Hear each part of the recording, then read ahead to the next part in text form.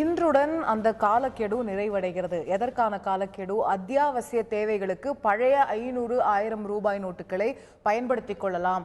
அரசு மருத்துவமனைகளில், பெட்ரோல் பங்குகளில் டோல் கட்டணம் ரத்து செய்யப்பட்ட விஷயம், அதே போல பால் பூத்து, அரசு பால் பூத்துகளில் பயன்படுத்தலாம், கேஸ் சிலிண்டர் வாங்க பயன்படுத்தலாம், மின் கட்டணம் செலுத்த பயன்படுத்தலாம். இப்படி பல்வேறு விஷயங்களுக்கு பழைய 500, 1000 ரூபாய் நோட்டுகளை பயன்படுத்தலாம் என்று மத்திய அரசாங்கம் ஒரு தளர்வை கொடுத்திருந்தது.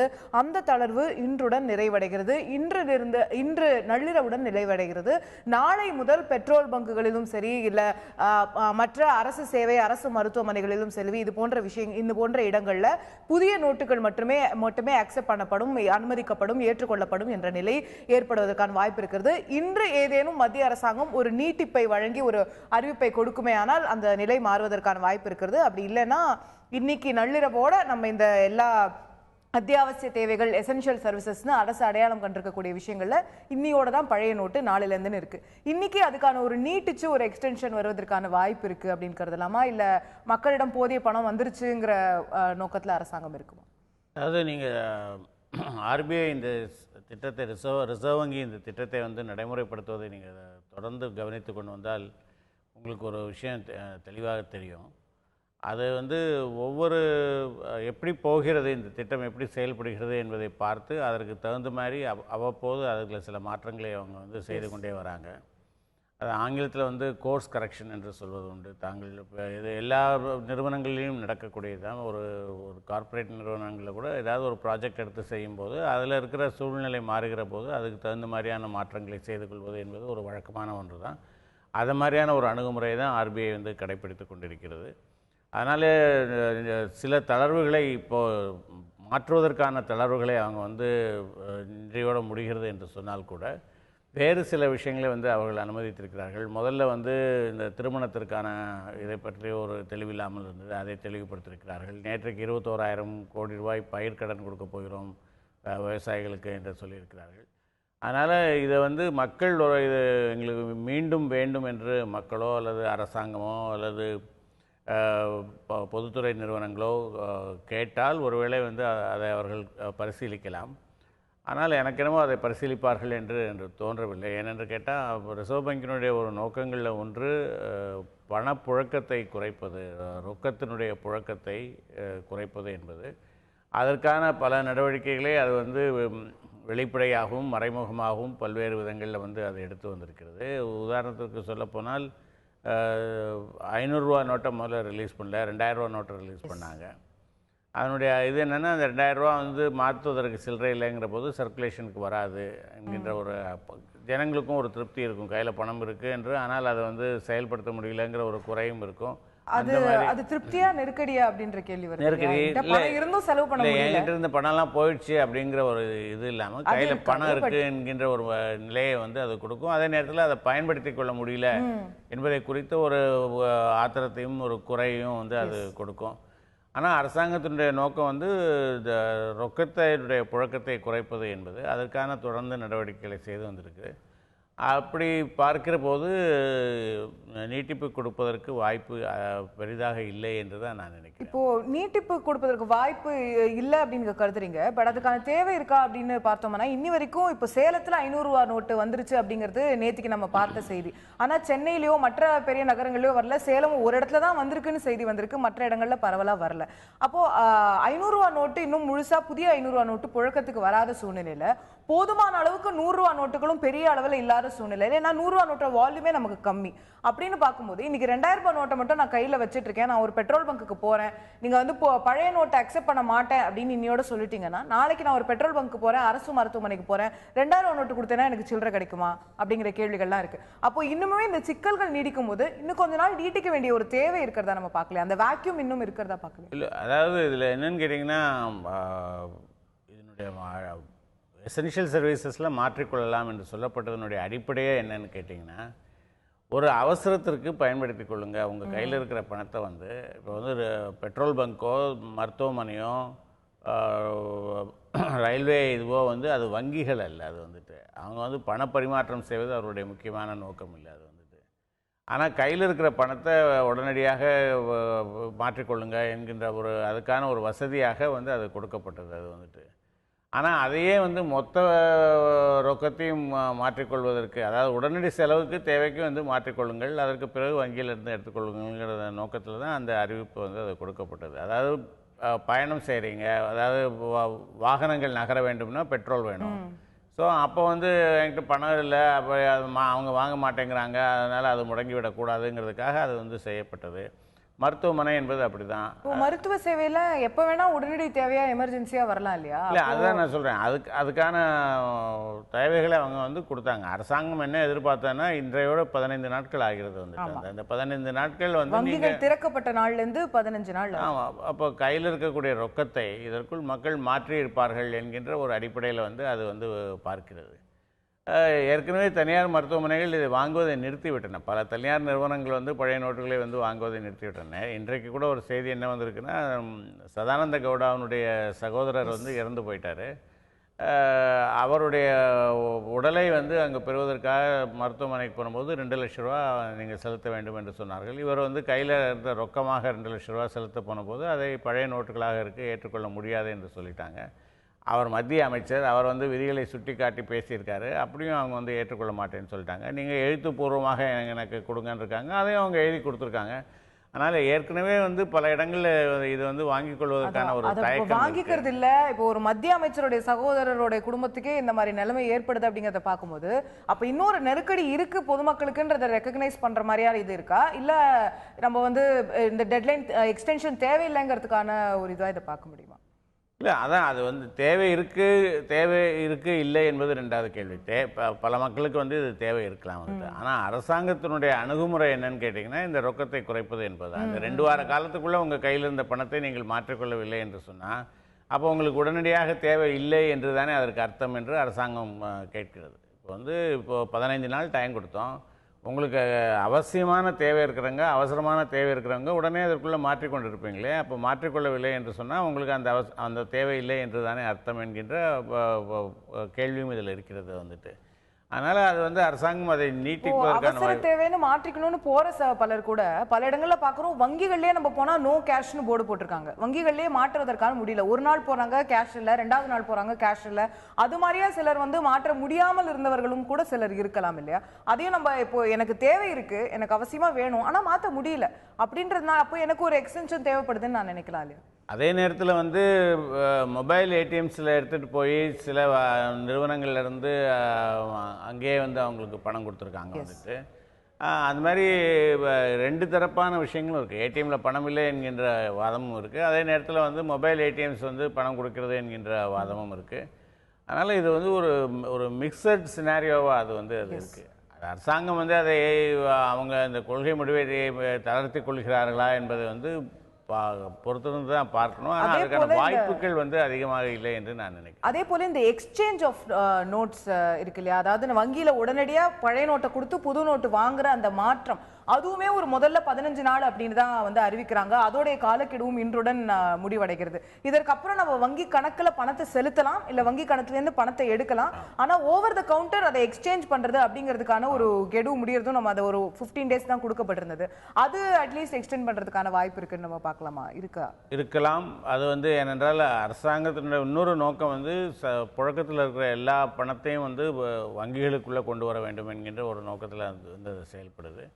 அதற்கு இது உதவுங்கிறதுனால வந்து அதை வந்து ஏனென்றால் இந்த ஆப்ஷனை மறுத்துட்ட போது, எக்ஸ்சேஞ்ச் பண்ணக்கூடாது என்கின்ற ஆப்ஷனுக்கு நீட்டிப்பு கொடுக்கல என்கிற போது, வேறொரு ஆல்டர்னேட் கொடுக்க வேண்டும் என்கிற போது நீங்கள் உங்கள் வங்கி கணக்கில் செலுத்தி அதிலேருந்து எடுத்துக்கங்க என்று அவர்கள் சொல்லலாம். அதற்கான வாய்ப்புகள் இருக்கிறது என்று நினைக்கிறேன்.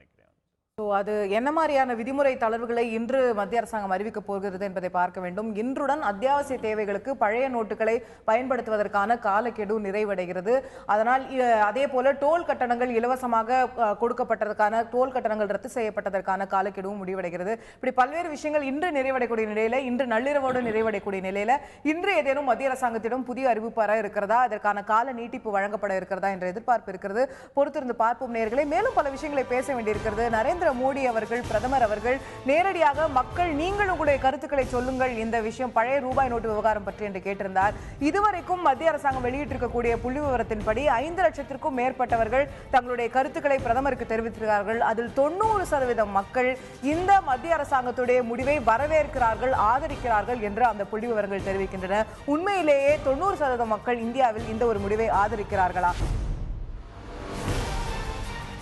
பிரதமர் மோடி அவர்கள் நாட்டு மக்களிடம் கருத்து கேட்டிருந்தார். இந்த 500,000 ரூபாய் நோட்டுகளை திரும்ப பெற்றதை குறித்து, அதோடைய இம்ப்ளிமெண்டேஷன் குறித்து, அடுத்தடுத்த கட்ட நடவடிக்கைகள் குறித்து பொதுமக்கள் என்ன நினைக்கிறார்கள் என்று நேரடியாக தெரிவிக்கலாம் என்று நரேந்திர மோடி ஆப் என்ற ஒரு ஸ்மார்ட் போன்ல இருக்கக்கூடிய ஒரு ஆப் மூலமாக தங்களுடைய கருத்துக்களை தெரிவிக்கலாம் என்று சொல்லியிருந்தார்.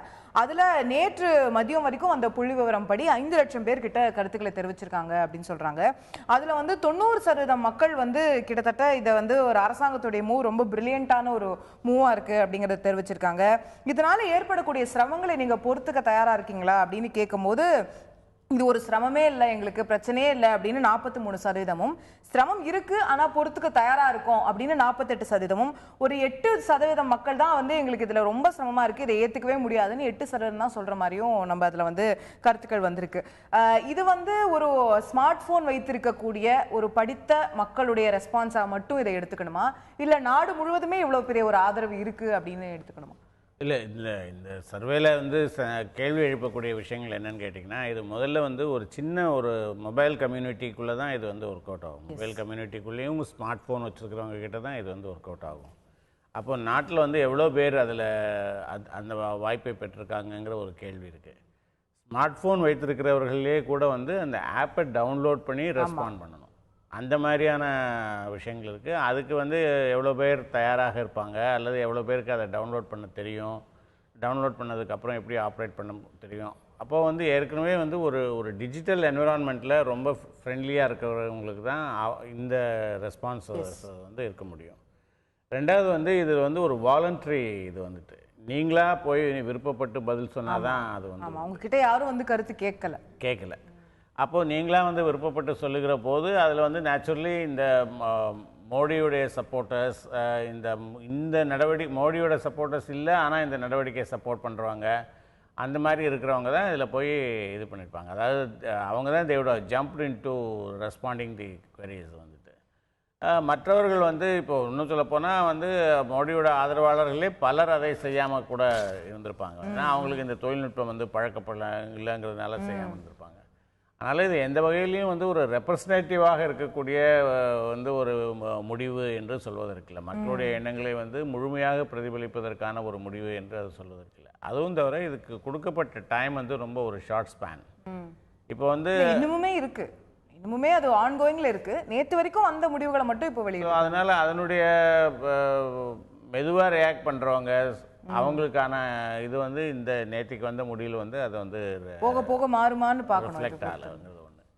ரெண்டாவது, அதனால் இதை ஒரு மூட் ஆஃப் த நேஷன் என்ற மாதிரி எடுத்துக்கொள்ள முடியாது. தேசத்தினுடைய மனநிலையை இது பிரதிபலிக்கிறது என்று எடுத்துக்கொள்ள. தேசத்தில் இருக்கக்கூடிய ஸ்மார்ட் போன் பயன்படுத்தக்கூடிய அதில் இருக்கக்கூடிய ஒரு 5 லட்சம் பேருடைய மனநிலை அப்படிங்கிற அளவில் அதை தான் எடுத்துக்க முடியும். அதில் ரெஸ்பான்சஸ் பார்த்தீங்கன்னா ரொம்ப ரேப்பிடாக வந்திருக்கு. ஒரு பெர் ஹவர் 300 ரெஸ்பான்சஸ் 400 ரெஸ்பான்சஸ்ங்கிற மாதிரி அது வந்திருக்கு. அதனால் இதுக்கு பின்னால் இது எவ்வளோ தூரம் என்ஜினியர்டுங்கிறதும் நமக்கு தெரியல. அதாவது எவ்வளோ தூரம் மோட்டிவேட் பண்ணி நீங்கள் ரெஸ்பாண்ட் பண்ணுங்கன்னு சொல்லி செய்யப்பட்டது அப்படிங்கிறதும் இதில் நமக்கு தெரியல.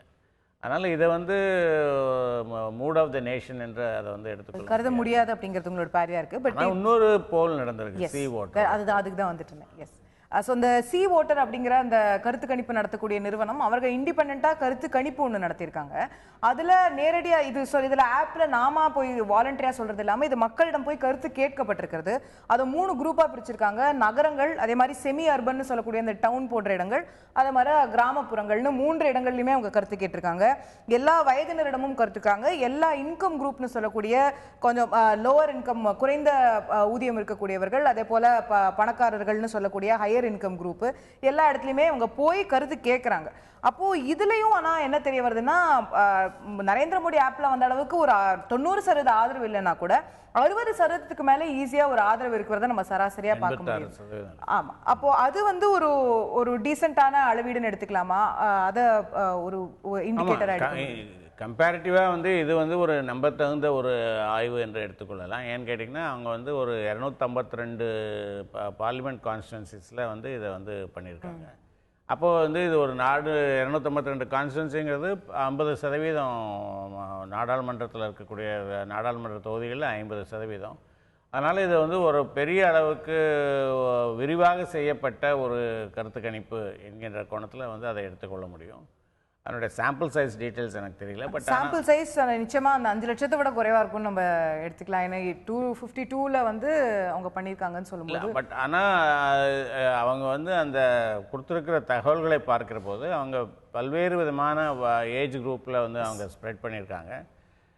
நகரம் கிராமம் என்று பிரித்து கொண்டு வந்து வேலை செய்திருக்காங்க. அதனால் ஓரளவுக்கு வந்து இதை வந்து எடுத்துக்கொள்ள முடியும் என்று அது ஒரு பெரிய சாம்பிளாக இருந்தாலும் ஒரு டெமோகிராஃபிக் சாம்பிளாக இருந்திருக்கும் அப்படிங்கிற அடிப்படையில் வந்து அதை வந்து ஏற்றுக்கொள்ள முடியும் என்று நான் நினைக்கிறேன். அதில் வந்து அவங்க 86% மக்கள் இதற்கு வந்து ஆதரவு தெரிவித்ததாக வந்து அவங்க கொடுத்துருக்காங்க. நடைமுறைப்படுத்தப்பட்டதில் வந்து உங்களுக்கு திருப்தி இருக்கா என்ற கேள்விக்கு வந்து பார்த்திங்கன்னா, கிராமப்புறங்களில் 60% குறைவு 59% தான் வந்து சொல்லியிருக்காங்க. நகர்ப்புறங்களில் இருந்தவங்க வந்து 70% சொல்லியிருக்காங்க. அப்போது இந்த அரசாங்கம் வந்து இதற்கு பணத்தை மாற்றிக்கொள்வதற்கோ பணத்தை வித்ரா செய்வதற்கோ எடுத்த நடவடிக்கை என்பது கிராமப்புறங்களை வந்து பெரிய அளவில் இன்னும் சென்று சேர வேண்டிய தேவை இருக்கிறது என்பதையும் அது வந்து உணர்த்துகிறதாக இருக்கிறது. அது வந்து ஓரளவுக்கு ரியலிஸ்டிக்காக இருக்கிறது என்று தான் நினைக்கிறேன். ஏன்னா இன்னமும் கிராமங்களில் இருக்கக்கூடிய பேங்கிங் இன்ஃப்ராஸ்ட்ரக்சர், கிராமங்களில் வந்து ஜனங்களுக்கு வந்து ஒரு வங்கியை போய் அணுகி எடுக்கக்கூடிய அந்த மனோபாவம், அவர்களுடைய வேற தேவைகள், அதாவது அது வந்து பெரும்பாலும் ரொக்கத்திலேயே புழங்கின ஒரு சொசைட்டியாக ஒரு கம்யூனிட்டியாக அது இருக்கிறதுனால அவங்களுக்கு ஏற்படக்கூடிய சிரமங்கள் அதெல்லாம் அதில் இருந்திருக்கும். அதெல்லாம் கூட இதில் ரிஃப்ளெக்ட் ஆகுது என்று நினைக்கிறேன். அதனால் ஓரளவுக்கு இதை வந்து ஏற்றுக்கொள்ளக்கூடிய ஒன்றாகத்தான் இருக்கிறது. ஸோ பட் இந்த சி ஓட்டர் சர்வே ஒரு ஏற்றுக்கொள்ளக்கூடியது, ஒரு கம்பேரிட்டிவாக இந்த மோடி ஆப்போட ஒப்பிடும்போது இது ஒரு ஏற்றுக்கொள்ளக்கூடியதுன்னு வச்சு பார்க்கும்போது கூட பெரும்பாலான அந்த சதவிகிதத்தில் மாறுபாடு இருக்கிறது தவிர, பிரதமருடைய ஆப்பில் வந்து 90% 92% ஆதரவு அப்படின்னு சொல்கிறாங்க. பட் இவங்களது நீங்கள் சொன்னது போல கிராமப்புறங்கள்லேயே இந்த இம்ப்ளிமெண்டேஷன் அவ்வளோ நல்லா இல்லைன்னு சொல்லக்கூடியவர்களே கூட 60% கிட்ட இதை ஆதரிக்கிறாங்க அப்படிங்கிற இதாக இருக்கு. அப்போ ஒரு சராசரிக்கு மேல மக்களிடம் இந்த திட்டத்திற்கு ஒரு ஆதரவு இருக்கு அப்படின்னு. அது வெளிப்படை. அது வந்து அரசியல் கட்சிகள் தான் வந்து மக்கள்கிட்ட ஆதரவு இல்லை என்பதை வந்து அரசியல் கட்சிகளும் ஊடகங்களும் தான் அதை வந்து பெரிதுபடுத்துகிறதே தவிர, அதாவது நீங்கள் பார்த்தீங்கன்னா அது வந்து ஒரு எபிசோடுக்கலாக வந்து பண்ணுறாங்க. அதாவது அங்கங்கே நடக்கக்கூடிய சம்பவங்களை வந்து ஊடகங்கள் காண்பித்து அதை பெரிதுபடுத்தி அதன் மேலே வந்து விவாதங்கள் நடத்தி அந்த அடிப்படையில் வந்து அரசியல் கட்சிகள் வந்து அதை மக்களுக்கு இது இருக்கிறத பிரதிபலிக்கிறதை தவிர பெரும்பாலான மக்கள் வந்து இதில் வந்து வரவேற்றிருக்காங்க. இங்கே நம்முடைய தந்தி டிவி நிகழ்ச்சியிலே கூட ஒரு கேள்வி வந்து அது கேட்கப்பட்டது. கேள்விக்கு என்ன பதில் நிகழ்ச்சியில் வந்துட்டு தண்ணி வரல அல்லது பஸ் வரல அப்படின்னு சொன்னால் ரோட்டில் வந்து மறியல் பண்ணக்கூடிய மக்கள் வந்து ஏன் இதற்கு வந்து மறியல் பண்ணலைங்கிற ஒரு கேள்வியை வந்து கேட்கப்பட்டது. அதெல்லாமே ஒரு இண்டிகேஷன் தான். அவங்க வந்து அதை கஷ்டப்படுறாங்கிறதுல வந்து இது இல்லை. ஆனால் அந்த கஷ்டத்தை ஏற்றுக்கொண்டு அவர்கள் இதை வந்து அங்கீகரித்து கொண்டிருக்கிறார்கள் அப்படின்னு. ஏன்னா இந்த இதில் சொல்கிறது கூட மோடி ஆப்பில் கூட 48% பேர் வந்து ஆதரிக்கிறவங்களே கூட எங்களுக்கு கஷ்டம் இருக்குன்னு சொல்கிறாங்க, ஆனால் அதை நாங்கள் பொறுத்துக்கிறோம் ஒரு நோக்கத்துக்காக அப்படிங்கிறத சொல்கிறாங்க. இதை தாண்டி அரசியல் கட்சிகள் பற்றி வரும்போது பாராளுமன்றத்தில் நேற்று ஒரு மிகப்பெரிய 200 எம்பிக்கள் சேர்ந்து தர்ணா செய்வதை பார்க்க முடிந்தது. தமிழக காங்கிரஸ் தலைவர் திருநாவுக்கரசர் அவர்கள் குறிப்பிட்டது போல திமுக அதிமுகவும் சேர்ந்து காங்கிரஸ் நடத்திய அந்த தர்ணாவில் கலந்து கொண்டதை பார்க்க முடிந்தது. சோ அத்தனை பேரும் வந்து இதுல பிரதமர் வந்து விவாதத்துல பேசணும், பதிலளிக்கணும்ன்ற கோரிக்கை வைக்கிறாங்க. ஒரு கூட்டு பாராளுமன்ற குழு வந்து இதுக்கு வந்து இது பற்றி விசாரணை நடத்தணும் அப்படின்னு ராகுல் காந்தி அவர்கள் வந்து இதோடைய நோக்கத்தையே கூட சந்தேகிக்கிறார். இதுல வந்து மற்ற பலருக்கு வந்து தொடர்பு இருக்குமோ, சிலருக்கு முன்கூட்டியே தகவல் தெரிவிக்கப்பட்டதா அப்படின்ற சந்தேகத்தெல்லாம் எழுப்புறாரு. இன்னைக்கு ராஜ்யசபாக்கு, நேற்றுக்கு பிரதமர் லோக்சபாக்கு போனாரு, இன்னைக்கு பிரதமர் ராஜ்யசபாக்கு போவாருன்னு எதிர்பார்ப்பு இருக்கு. இன்னைக்கு ராஜ்யசபால அதற்கான இதற்கான விவாதங்கள் நடைபெற வாய்ப்பு இருக்கிறது அப்படின்னு எடுத்துக்கலாமா? பிரதமர் பதிலளிக்கிறதுக்கான வாய்ப்பு இருக்கிறதா, அல்லது மீண்டும் இது போன்ற ஒரு கூச்சல், குழப்பம், தர்ணா இதுதான் போய் முடிஞ்சிரும்னு? அதில் 2 கோணங்களில் பார்க்கணும். ஒன்று, என்னுடைய தனிப்பட்ட கருத்து என்னன்னு கேட்டிங்கன்னா, பிரதமர் வந்து இதற்கு நாடாளுமன்றத்தில் வந்து இதை குறித்து பேசியிருக்க வேண்டும். ஏன்னா இது வந்து ஒரு மிகப்பெரிய நடவடிக்கை. இந்தியன் வரலாற்றிலேயே வந்து சமீப காலங்களில் எடுக்கப்பட்ட ஒரு மிகப்பெரிய நடவடிக்கை. 86% இருக்கக்கூடிய கரன்சியை வந்து மாற்றி அந்த இடத்துல வேறு புதிய கரன்சியை கொண்டு வருவது என்பது வந்து மிகப்பெரிய நடவடிக்கை. அதில் வெற்றி பெறுது, தோல்வி அடையுது, ஏதோ ஒரு விஷயங்கள் நடக்குது, அதெல்லாம் வேற ஒரு விஷயம். அது வந்துட்டு ஆனால் இவ்வளோ பெரிய நடவடிக்கை குறித்து அவர் வந்து டெலிவிஷனில் வந்து பேசினது, மற்ற இடங்களில் போய் பேசினது, இசை கச்சேரிகளில் போய் பேசினது, பொதுக்கூட்டங்களில் பேசினது, அதை போல் இதுலேயும் வந்து அவர் பேசலாம். அவருக்கு வந்து அவர் எடுத்திருக்கக்கூடிய நடவடிக்கையில் அவருக்கு ஒரு கன்விக்ஷன் இருக்கிறதுனால தான் இந்த நடவடிக்கை வந்து அவர் எடுத்திருக்காரு. வந்துட்டு அவர் தன்னோட ஸ்டாண்ட் என்ன என்பதை வந்து அவர் சொல்லியிருக்கலாம். இதில் இருக்கக்கூடிய குறைகளை வந்து எதிர்க்கட்சிகள் சொல்லுமானால் அதையும் அவர் கேட்டுக்கொண்டு, ஏற்கனவே வந்து நம்ம முதல்ல நான் சொன்ன மாதிரி ரிசர்வ் பேங்க் வந்து தொடர்ந்து ஒரு கோர்ஸ் கரெக்ஷனை வந்து அப்ளை பண்ணிக்கொண்டே வருகிறது. சிக்கல் வரும்போது அதை சால்வ் பண்ணிக்கொண்டே வருகிற போது அதையும் அதில் ஏதாவது நியாயமான கருத்துக்கள் இருந்தால் அதையும் எடுத்துக்கொண்டு வந்து அதை வந்து சால்வ் பண்ணுறதுக்கு இது பண்ணலாம். ஏன்னா அல்டிமேட்டாக ஜனங்கள் தான் முக்கியங்கிற போது ஜனங்களுக்கு உதவி செய்யக்கூடிய எந்த ஒரு விஷயத்தையும் வந்து அவங்க செய்திருக்கலாம். ஆளுங்கட்சி எதிர்க்கட்சி இரண்டுமே அரசியலை தாண்டி இதை வந்து மக்களை முன்னிறுத்தி அதை வந்து அவர்கள் செய்திருக்கணும் ஒன்று. ஆனால் அதே நேரத்தில் எதிர்க்கட்சிகளை பொறுத்த வரைக்கும் எதிர்க்கட்சிகள் வந்து ஒரு முதல் நாள் வந்து விவாதங்கள் நடந்திருக்கு. சீதாராம் யெச்சூரி பேசியிருக்காரு, குலாம் நபி ஆசாத் பேசியிருக்காரு, ஆனந்த் சர்மா பேசினார், ஸோ மாயாவதி பேசினாங்க. அப்போது ஒரு விவாதம் நடந்திருக்கு. இப்போ வந்து சபை நடந்தால்தான் வந்து விவாதம் நடத்த முடியும். வந்துட்டு இவங்க சபையை நடத்தவே முடியாமல், அவர் பிரதமர் தான் வந்து பேசணும், அவர் பேசாத வரைக்கும் நாங்கள் சபையை நடத்த விட மாட்டோம் என்று சொன்னால் விவாதம் வந்து எப்படி நடக்க முடியும்? நம்ம அரசமைப்பு சட்டத்தின்படி வந்து ஒரு அமைச்சரவை என்பதற்கு வந்து ஒரு கூட்டு பொறுப்பு என்பது ஒன்று இருக்குது, ஒரு கலெக்டிவ் ரெஸ்பான்சிபிலிட்டி என்பது ஒன்று இருக்குது. ஒரு துறை சார்பாக இன்னொரு துறையினுடைய அமைச்சர் வந்து பதிலளிக்கலான்னு இருக்குது. இதில் வந்து நிதித்துறையினுடைய அமைச்சரே வந்து பதிலளிக்கிறதுக்கு தயாராக இருக்கிறேன் என்று அவர் சொல்கிறாரு. அப்படி இருக்கும்போது எங்களுக்கு வாக்கெடுப்புடன் கூடிய விவாதம் தான் வேண்டும், ரூல் 55 கீழே தான் எங்களுக்கு வந்து வேண்டும் என்று வந்து அதை வலியுறுத்தி அடம்பிடித்து அதை சபையை நடக்க விடாமல் செய்தால் அப்போ வந்து விவாதம் வந்து எப்படி நடக்க முடியும்? இப்போது இவர்களுடைய நோக்கம் விவாதம் என்று சொன்னால் சபையை நடத்துவதற்கு வந்து அவர்கள் அனுமதிக்க வேண்டும். அது வந்துட்டு எனவே அதில் அதுக்கு என்ன காரணம்னா, 2 தரப்புமே வந்து இதில் அரசியல் ரீதியாக ஏதாவது நம்ம வந்து ஒரு லாபம் எடுத்துக்கொள்ள முடியுமா என்று பார்க்குறாங்க. பிரதமர் வந்து பேசிட்டார்னா that will be the last word. அவர் சொன்னது தான் இறுதியான ஒரு வார்த்தையாக இருக்கும். அப்படிங்கும்போது அதை வைத்துக்கொண்டு எதிர்க்கட்சிகள் தங்களுடைய பொசிஷனை வந்து வகுத்து கொள்ளலாம், அதற்கு இடம் கொடுத்து விடக்கூடாது.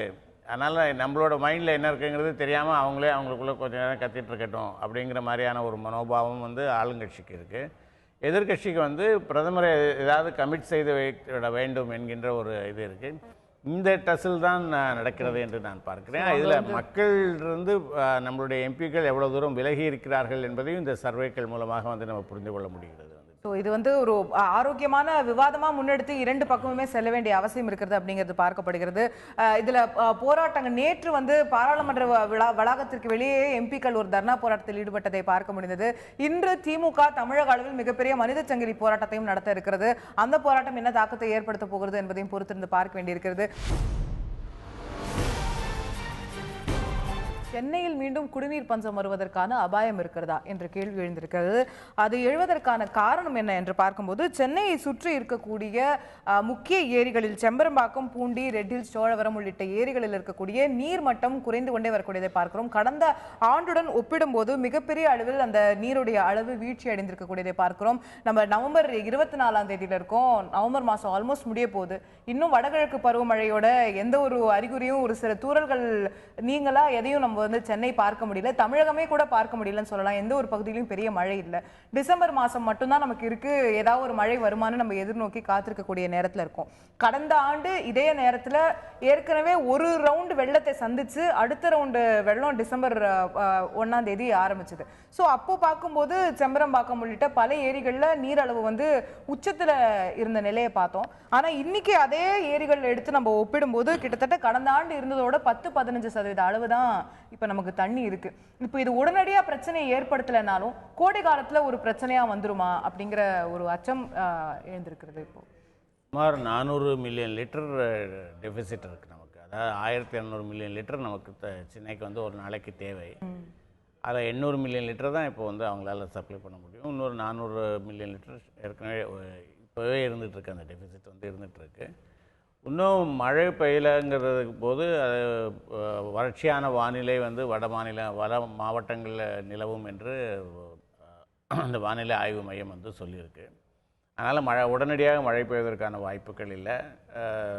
அப்படி பெய்தாலும் ஏதாவது ஒரு தற்காலிகமாக ஒரு சில மணி நேரங்கள் மட்டும் பெய்யக்கூடிய ஒரு மழையாகத்தான் அது இருக்கும். அது வந்துட்டு பிறகு பனி வந்து வேறு மாவட்டங்களில் வந்து பனி வர ஆரம்பித்து விட்டது என்று செய்திகள் வருகின்றன. அப்போது வந்து மேற்கு மாவட்டங்களில் வந்து அதை போல் செய்திகள் வருகின்றன.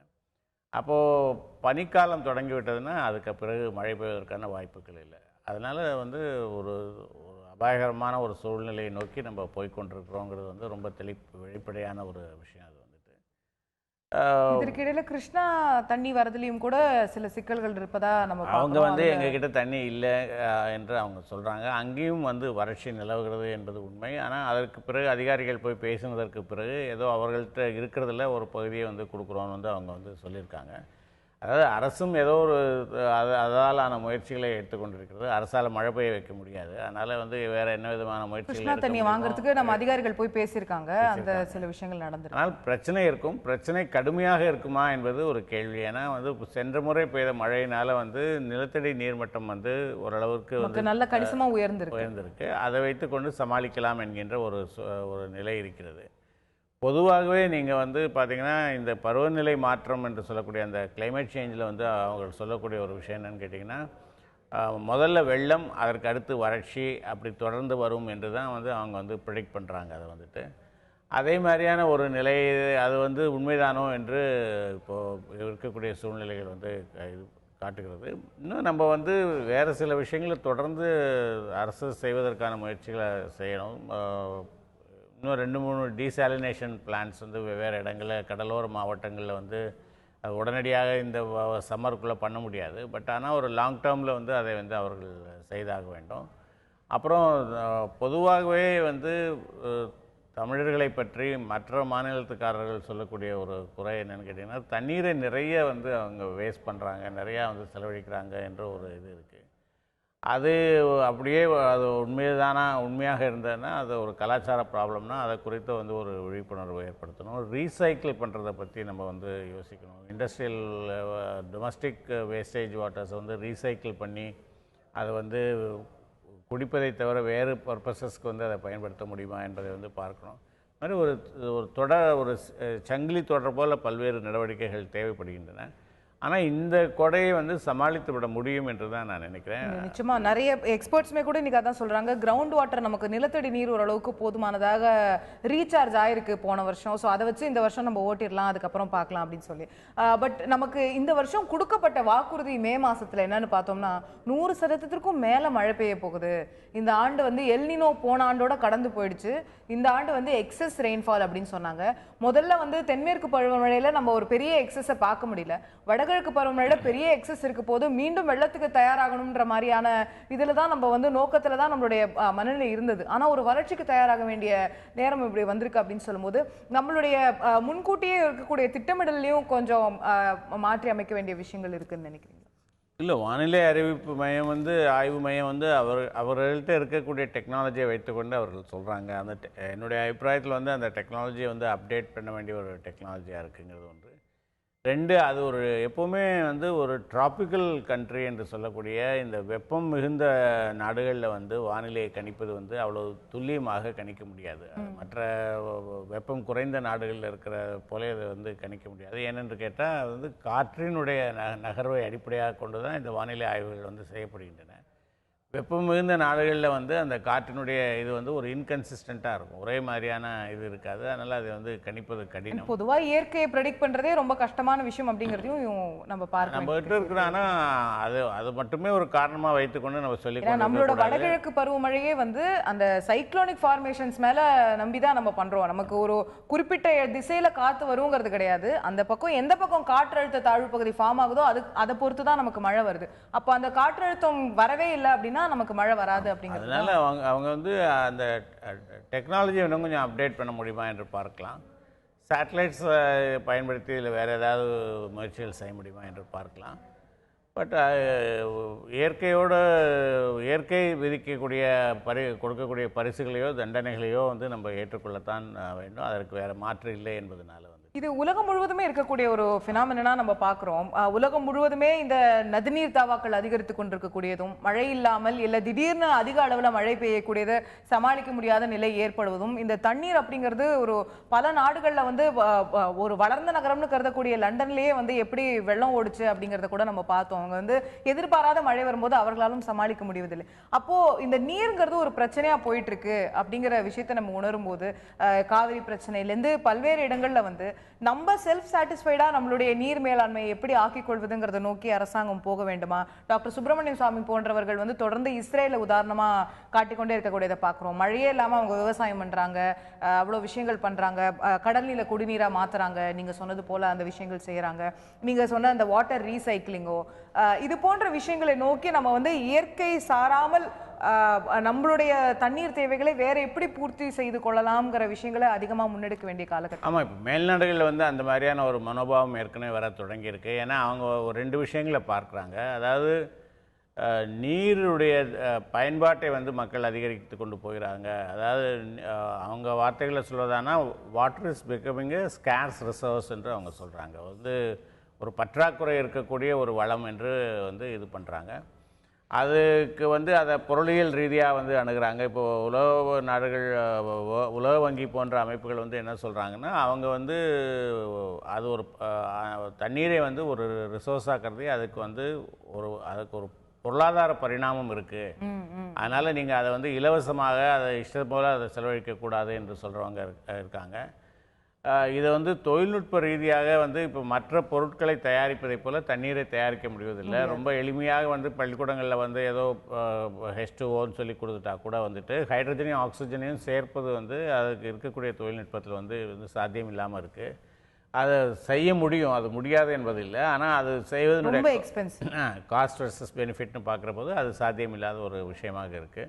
அதனால் அது தயாரிக்க முடியல அப்படிங்கிற ஒரு சூழ்நிலை போது, அதுக்கான பற்றாக்குறையும் இருந்து கொண்டு இருக்குங்கிற ஒரு சூழ்நிலை வரும்போது அதை எப்படி எதிர்கொள்வது என்பது வெளிநாடுகளில் வந்து இதை பற்றி விவாதங்கள் நடக்க துவங்கி அவங்க சில இடங்களில் செயல்பாட்டுகளுக்கு கூட வந்துட்டாங்க. நான் சொன்ன மாதிரி அந்த ரீசைக்கிள் பண்ணுறதை பற்றி, இதற்கான வாட்டர் பேஸ்டாக இருக்கிறதுக்கான ஆல்டர்னேட்ஸை யோசிக்கிறத பற்றி அவங்க வந்துட்டாங்க. நம்ம அதில் வந்து ரொம்ப இன்னும் ஒரு ஆரம்ப கட்டத்தில் இருக்கும். அதில் வந்துட்டு அது இன்னும் அதுக்கான போதுமான முயற்சிகள் எடுக்கப்படலை என்பது தான் அதில் ஒரு விஷயம். ஒரு மிகப்பெரிய கடற்கரை கொண்ட மாநிலமாகவும் இருக்கிறதுனால இந்த கடல் நீரை மாற்றுறதுக்கான ஆப்பர்ச்சுனிட்டி நமக்கு அதிகம் இருக்குங்கிறதையும் பார்க்குறோம். ஸோ அடுத்த ஒரு நீண்ட கால அடிப்படையில் அரசு சிந்திக்க வேண்டிய வந்து ஒரு எக்ஸ்பென்சிவ் டெக்னாலஜி தான். டெஃபினெட்லி. பட் அது நம்ம சொல்வது போல தொழில்நுட்பம் வளர வளர அதற்கான காஸ்ட் வந்து குறைவதற்கான வாய்ப்பும் இருக்கிறது. உலகெங்கும் இந்த ஆறுகள் வந்து வற்றி கொண்டு வருகின்றன. அது வந்து ஒரு மிக பெரிய ஒரு பிரச்சனை. இப்போ நீங்கள் இதை பற்றி சொன்னீங்க. ஆனால் பஞ்சாப்லேயும் இவங்களுக்கு இருந்த இதில் வந்து 42 எம்எல்ஏக்கள் வந்து அவங்க ரிசைன் பண்ணிட்டாங்க. அந்த சட்லஜ் நதியை வந்து நாங்கள் வந்து உங்களுக்கு பகிர்ந்து கொள்ள, மற்ற மாநிலங்களோடு பகிர்ந்து கொள்ள மாட்டோம் என்று சொல்லி பகிர்ந்து கொள்ள வேண்டும் என்று உச்சநீதிமன்றம் ஆணையிட்டு இருந்தது. அதற்கான ஒரு கெனால் இருந்தது, அந்த டெல்லி போன்ற இடங்களுக்கு எடுத்துகிட்டு போகிற கெனால் இருந்தது. அதற்கான கெனால் ஒரு பகுதி வரைக்கும் அமைக்கப்பட்டது, அதுக்கு பிறகு அமைக்கப்படலை. இந்த அடுத்து உச்சநீதிமன்றம் ஏதாவது அதிரடியாக தீர்ப்பு கொடுத்துருமோன்னு சொல்லிட்டு அந்த நிலத்தை அரசாங்கம் வாங்கிட்டு அந்த கெனாலுக்காக வந்துட்டு அதை அவங்ககிட்டே திருப்பி கொடுத்துருச்சு அந்த நில ஓனர்ஸ்டே. இனிமேல் வந்து அவங்க சொன்னால் நாங்கள் அக்வயர் பண்ணி போகணும், வெட்ட முடியாது என்று அது வந்து சொல்லுவதற்காக. அதே போல் இந்தியா வந்து பாகிஸ்தானுக்கு வந்து சிந்து நதி ஒப்பந்தத்தை பற்றி இன்றைக்கு கூட வந்து ஐநாவில் போய் பாகிஸ்தான் முறையிட்டிருக்கு. தண்ணீரை வந்து ஒரு ஆயுதமாக பயன்படுத்தக்கூடாது என்று சொல்லி வந்து அது வந்து முறையிட்டிருக்கு. உலகம் பூராவும் இந்த மாதிரியான ஒரு பிரச்சனைகளை வந்து எதிர்கொண்டு வந்தது. ஸோ அஃப்கோர்ஸ் அதை நம்ம எப்படி அணுக போகிறோம் அப்படிங்கிறத பார்க்கணும். சென்னையுடைய நீர்மட்டம் மட்டும் இல்லாமல் நம்ம வந்து மதுரைக்கு குடிநீர் ஆதாரமாக இருக்கக்கூடிய வைகை அணையுடைய நீர்மட்டம் கூட குறைந்து கொண்டிருக்கக்கூடியதை பார்க்குறோம். ஸோ அங்கங்கே அந்த பிரச்சனைகள் வந்து கொண்டிருக்கிறது. இது நிலத்தடி நீர் மூலம் நம்ம சமாளித்து விட முடியுமா, இல்லை அடுத்த கட்டத்திற்கு அரசாங்கம் வேறு ஏதேனும் நடவடிக்கை எடுக்க வேண்டுமா என்பதையெல்லாம் நம்ம பொறுத்திருந்து பார்க்க வேண்டியிருக்கிறது. நம்ம கடைசியாக ஒரு செய்தி பார்த்தோமானால் மத்திய அரசாங்கம் வந்து அடுத்த அதிரடியை ஆரம்பிச்சிட்டாங்களோ அப்படிங்கிற ஒரு விஷயம் பேசப்படுகிறது. மத்திய அரசு ஊழியர்களுக்கு அவங்க வந்து 7வது ஊதியக்குழுவுடைய பரிந்துரைப்படி என்ன சொல்றாங்க அப்படின்னா, அவங்களுடைய பர்ஃபார்மன்ஸை நாங்க வந்து ரேட்டிங் கொடுக்க போறோம். அவங்க எந்த அளவுக்கு வேலை பார்க்குறாங்க அப்படிங்கிறதுக்கு நாங்க மார்க் போட போறோம். அதுல நாங்க ஒரு குறிப்பிட்ட அளவிலான இத்தனை மார்க்குக்கு மேல வாங்கல அப்படின்னா அவர்களுக்கு ஊதிய உயர்வு அப்படிங்கிறதுக்கான விஷயம் கிடைக்காது அப்படின்னு. ஸோ அவங்க வந்து எவ்வளவு அவங்க பணி செய்யறாங்க அப்படிங்கிற அடிப்படையில தான் அவர்களுக்கான ஊதிய உயர்வு நிர்ணயிக்கப்படும் அப்படிங்கிறத ஒரு விஷயமா இப்போ மத்திய அரசாங்கம் முன்னெடுத்திருக்கு. அது 7வது ஊதிய குழுவில் இருக்கக்கூடிய பரிந்துரையும் கூட. அதை நாங்க அமல்படுத்துறோம் அப்படிங்கிற கட்டத்துக்கு இப்போ வராங்க. இந்த ஒரு மூவை எப்படி பார்க்கறது? இது வந்து மக்களுடைய பார்வையில் வந்து இது வந்து ஒரு வரவேற்கத்தக்க ஒரு நடவடிக்கை என்று தான் நான் நினைக்கிறேன். ஏன்னு கேட்டிங்கன்னா, மக்களுக்கு வந்து அரசாங்க அலுவலகங்கள் செயல்படுகிற விதங்களில் வந்து பெரிய அதிருப்தி இருக்கிறது. ஒரு இதை போய் ஏதாவது ஒரு விஷயத்தை கேட்க போனால் அதுக்கான ஒரு சரியான பதில் கிடைப்பதில்லை, அல்லது பல அரசினுடைய பல திட்டங்கள் வந்து முறையாக நடைமுறைப்படுத்தப்படாமல் போவதற்கு காரணமே நம்முடைய அரசு அலுவலகங்கள் வந்து இன்னும் திறமையோடு செயல்பட வேண்டும், அக்கௌண்டபிலிட்டி அப்படிங்கிறது இல்லை என்கின்ற ஒரு கருத்து இருக்கிறது. இது வந்து அதற்கு அந்த அக்கௌண்டபிலிட்டியை கொண்டு வருமானால் அது வந்து ஒரு வரவேற்கத்தக்க ஒரு நடவடிக்கையாக இருக்கும். இதற்கு அரசு ஊழியர்களிடமிருந்து பெரிய எதிர்ப்பு இருக்கும். ஏற்கனவே இன்னொரு பக்கத்தையும் பார்க்க வேண்டியிருக்கிறது. இப்போ ஊதிய உயர்வு அப்படிங்கிறது விலைவாசி ஏறிக்கொண்டே போவதற்கு தகுந்த மாதிரி ஒரு ஊதிய உயர்வு இருக்கணும் அப்படின்ற பார்வையும் இருக்கு.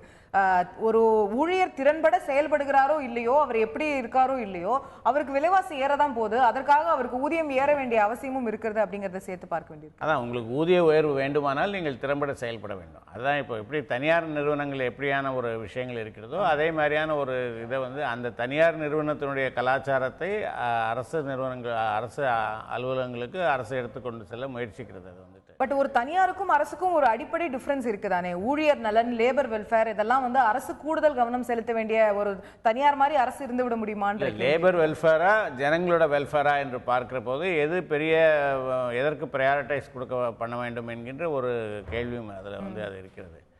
அதில் வந்து அரசு ஊழியர்களை கேட்டால் நாங்கள் வேண்டுமென்று அலட்சியமாக இருப்பதில்லை என்று அவங்க சொல்கிறாங்க.